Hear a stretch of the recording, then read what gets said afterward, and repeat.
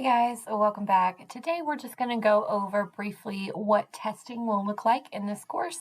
So when it comes time to take your unit test at the end of each unit, that's worth that perform grade to assess how well you did or how well you mastered those concepts in the unit.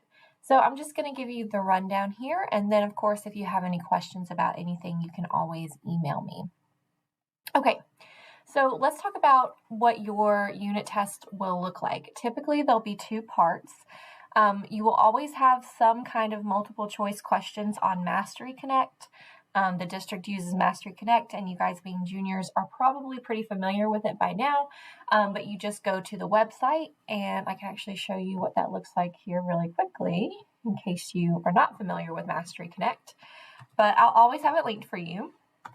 It's just student.masteryconnect.com.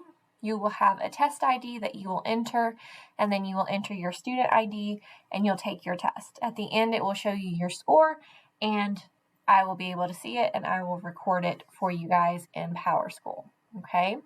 So you'll always have multiple choice on Mastery Connect. Most times you will also have a part 2 on Canvas. It'll be a short answer. Sometimes it can be some more multiple choice that I feel like maybe the Mastery Connect questions didn't quite cover everything.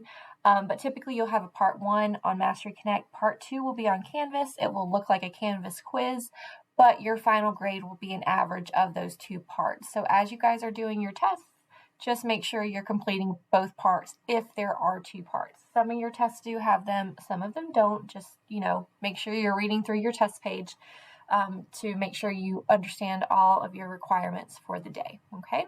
And again, your final grade will be an average of your two scores, and that will go into PowerSchool as a perform grade. So on test day, you're going to log into your lesson page as normal. That just means to log into Canvas and click either in your daily button, or you'll always be able to find it in your module as well. You're going to be submitting your unit notebooks on test days. So your first thing to do in your warm-up will be to open your notebook, upload your notebook so I can grade it. And then, of course, you can keep your notebook open because your tests are open note. You guys are virtual students. I'm not going to monitor whether or not you use your notes. If you have taken them and they're with you in front of you, I think you should be able to use them. So you'll be able to use your notes. Then there will be a Google form that you will put your information into. So it'll just ask for your first name, last name. It will make you say, yes, I understand the academic integrity policy, because if you do violate your policy, you get a 0 on your test. That means if you cheat on your test or you Google answers, which is cheating, you'll get a 0 for your perform grade, okay? So you basically just enter your first and last name, click that button, and then sometimes there's some things I tell you about your test or some reminders, and those will be on there. When you submit the Google form, the test code will pop up. Okay, so the test code for Mastery Connect, you get that by completing your academic integrity certification. I cannot tell you how many times students have emailed me and said, hey, Mrs. Cohn, can I get the code for the test? Yes, you can. After you complete your academic integrity certification form. It's a Google form. You put the information in, it gives you the code, okay? A lot of students that do that are opening their tests out of the to-do list instead of going to the actual test page, like the lesson page for the day. So don't be that person. Go to the lesson page. And then once you get your test code, you complete your test. You will have 3 days to get your test done, so a 3-day window. Mastery Connect, we can't put timers on Mastery Connect tests, so, you have a 3-day window. I would suggest doing it all in one. The parts that are on Canvas will be timed, so you have to complete it in one session. And that's part of the reason why I like to have 2 different sessions, because Canvas can monitor you guys a little bit more than Mastery Connect can.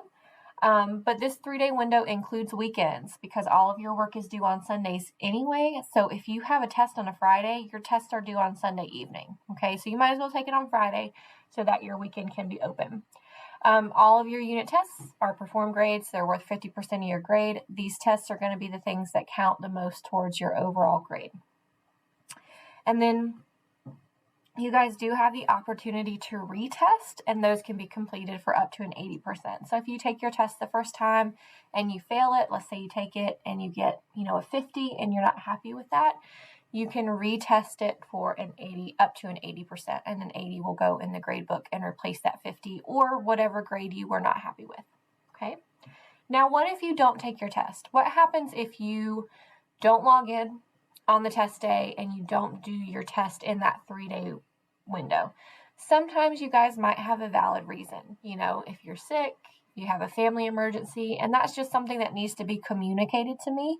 So if you just let me know, forgetting about the test is not a reason, because I do post announcements. You guys are responsible as, virtual students to be keeping up with what's going on in the class. So forgetting is not a valid reason, but if you have a valid reason, I will give you an extension.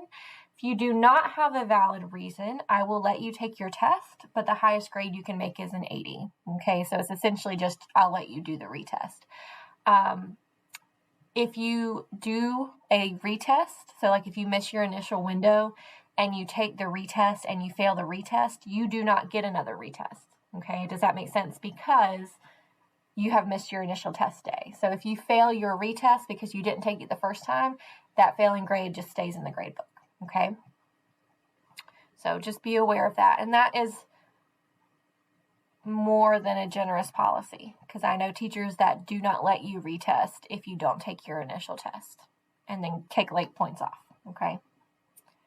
All right. So that's it. That's pretty much all you need to know for test day. If you have any questions, email me and let me know. And if not, you guys will be taking your first test really soon. And that's it. So I hope you guys have a great day, and I know you guys are all going to do wonderfully.